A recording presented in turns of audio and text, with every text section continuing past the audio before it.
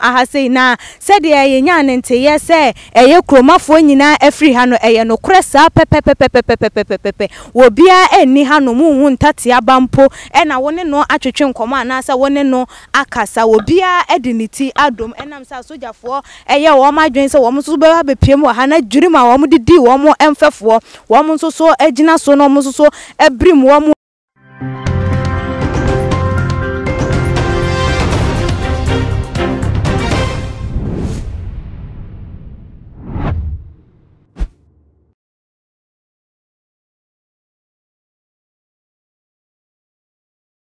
Abusia for me sanso emamo akwa basrunku ebim tuma GH ne de ya ba bepiem eye Kasoa do me faase eye biaye a asojafo ebebe piemu ewo honom atemamufo ebro wo mo ye wa wo hwese de mfonyini etwa kwana kasa wo mo ahye utimi sa ha na eye ntokwa no esi ya na se mentime ho ase ekoso hwe nkrofo ebanche tenta ye tutuogu honom nyoma ego utimi se wo ma sei enioma ye papa o ma hwehwe eye cars bebre motos den ha na chesesa ya bonefo sema na se wantwi mentime ho ase ma sojafo enso so wo mo ho ekoka adwamu a bro ekoso anadodo na esusu se ye duro bi na wo mo de bro wo mo no ya baba bepiem a anu se too much de ye kasa dane da we are your #1 lawyer incredible channel ye wo ho de mamo nti bibia si a ye baba betwa ehun fonya no nti na ya baba bepiem nti fonya etwago nyina eye dome faase Kasoa kwan so dome faase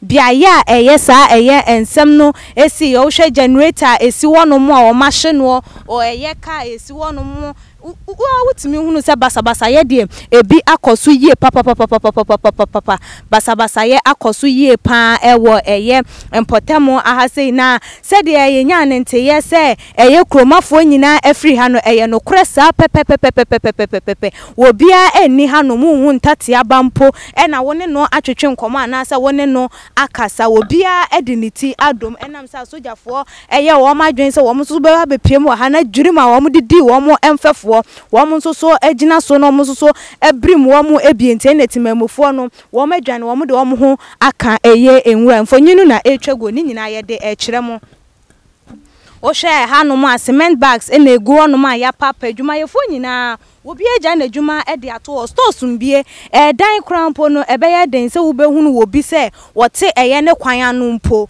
wunhia bi ntati abampo wunhia bi e wo kwan no so na wo chese wone no atwetwe enkomo wutimu se na akoye ni bresem e wo ha se de ehu eye abonten so no se de na etie no abusuafo wo bepiem ha na hu ni se na ano e den chen sa papa na ano e den pa a wo munya ye krampo na chese nka nipa krampo no wo mo be hye so matimi ahye cars ashe eye generators ene de keka ho de na jese nipa de wo ye hwan onkomo mfa wo enye hwe kra bonefo sem de ekoso e wa ha no na se Ghana ye behwe na se dan ne da ye de mra behwe yensa edi se adwuma we pa de a ene enya de se wo mayi ye betimi akoye ni mu hwe eye kura e da ha tatrata jese emu nipa ndo so na sa eye dwirim de yi etimi eba wo mo ani so no na chese ebusuafo anu eden pa ye anu eden se yetimi nya eye asase ketua bi ana asase tatrata nipa kakra bi ewo so nenso so wo mutimi di eye dwirim sem abonefo sem sei pa de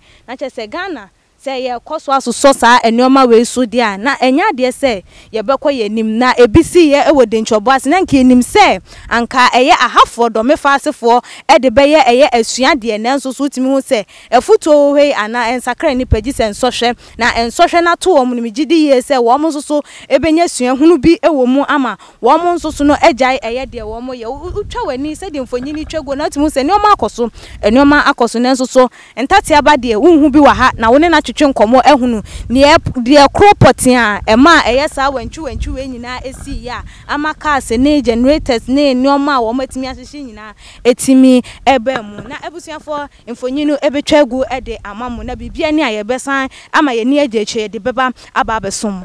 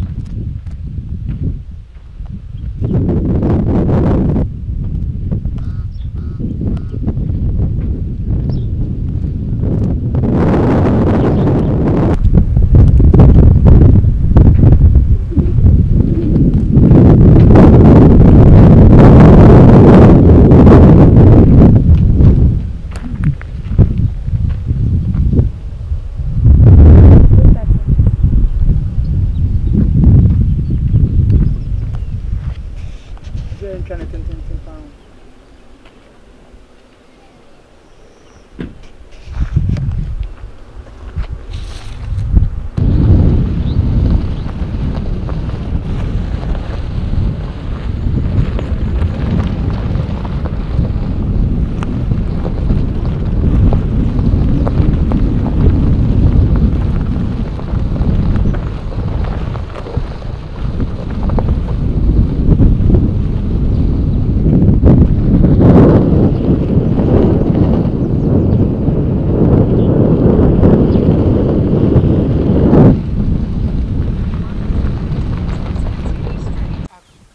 Abusuafo eye do mefasi kuro ni mu na chese ya ba pie no wutimi hu se ho no mu de chese cars o den yo shops o obia eni eye empotem ho na mpo chese woni no eye den atwetwe eye enkomo ba bia ayedin efia nka obi hu se nkada na eye nkokra na mlewe wo se nka wo montena ho no na nka ene we hu obi na wa na atwetwe enkomo no wunya obi ampo na chese woni no atwetwe eye enkomo empo wutimi hu no shops nyina ena ehonum nyina ayedin ayatutu eye emu no mfonyin no ena etwegu a enesa mfonyin no na etwegu a enesa shops a wo ye eye worlders ne ho nkro ne banyina utimi hu motors ya park ni nyina so obi eni honum a chese wo ba adwuma mpo se wo ba no aba ye eye na adwuma timu se suro aba eye omanfo ni mu do mo ye eye no odo safi no mo hunu se na enye na so so wo manya ye ewie nti ama ehum atowo mo so obi eni honum a chese wo be hunu mpo wo kro ni mu a woni no be twetwe nkomo wo ahase nti abusuafo ni nyina na ene ye twa ede ekire mo no ni ye twa ede ekire mo na ye koyenim ba bia ni a ye be ma mo so so maso ate.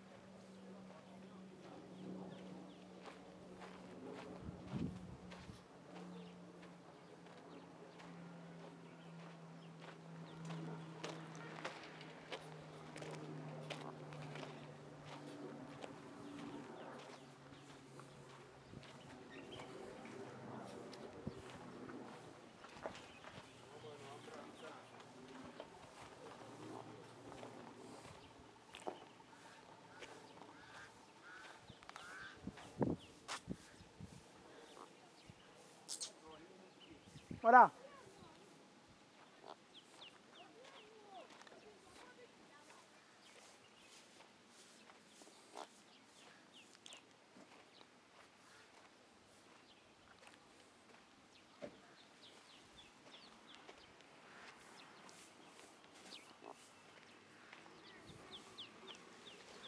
Mama, pacha me chao. Ni aba mama kwa bibi aboko. Na aposifo a asoja fo mbe pie mu e wa hanom wantwentwe e course so e ma ye ya hihie bi moto se bi ka de na betima kaka. Obviously I was not there, but I heard it. But actually when we all heard it, the issue started happening, the action began, so I don't know what actually happened. I didn't even go to the site, but just that we are all staying here and the issue started, we were all just inclusive of it, that's why. Na soja for ne baye no sen na nyoma sikoye muhu se bi abasa ye bi because he bewura ye kro ni mu no memo obi anim. Yes, everybody ran away because of the issue. Why? Because of the land, because I even heard that there's a land dispute. Yeah. Because of that. So you know, so just came in, action come, you know, the boys too, because of the land issue. Okay. But I'm not from this town. I can't even tell you details about it. Okay. Just that we are all affected about the incident. Okay. But the chief is not around. Okay, really, I don't know. So far as everybody runs, scatter, I can't best tell. But as for the chief there, you have to stay so that your people will also find trust in you, that you can help them. If the chief is running away, meaning that the issue is hot. If the chief, meaning that the issue is hot. Okay. Also, what advice are you going to give to the youth and the entire world? All this one is violent, and you know violence is a criminal. Okay. So far it's a criminal issues, the chief himself ran away, will go and sit down and think about it and know what is good for his people. You understand? So what are you to tell your brothers and sisters who engage themselves in violence? Well, I will tell them to be except, you know, Ghana is a peaceful country, and then Ghana is a lawful country. So if any other issue, they have to send it to court. They have to make it a law should work on it so that we should all have peace. Okay, thank you very much for your time. Thank you too. Mama, ma kwa over to my GH. Number chodin the same. Your friend Agnes Yauli. Agnes Yauli. Okay. Ma nyanenti say ye kroma fo amwo do me fa say che mo boy ya soja fo amanu ntia soja fo bebre baba be pie mo hanum. Den e kro. Oh, me I say see any.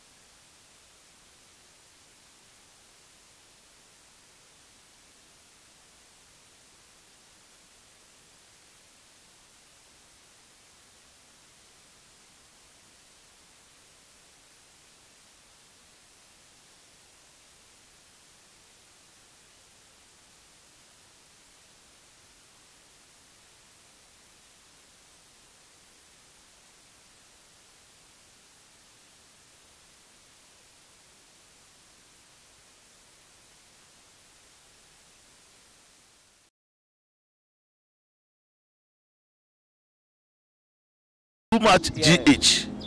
Many have come and many have gone, but you are a great Kankambuka ability, worth being beheld by every optical nerves. That saith the papacy. Keep watching Too Much GH, and you get the best of entertainment, the best of everything you want. My name is Ohima One. Keep watching Too Much GH. It's the best. Keep watching Too Much GH.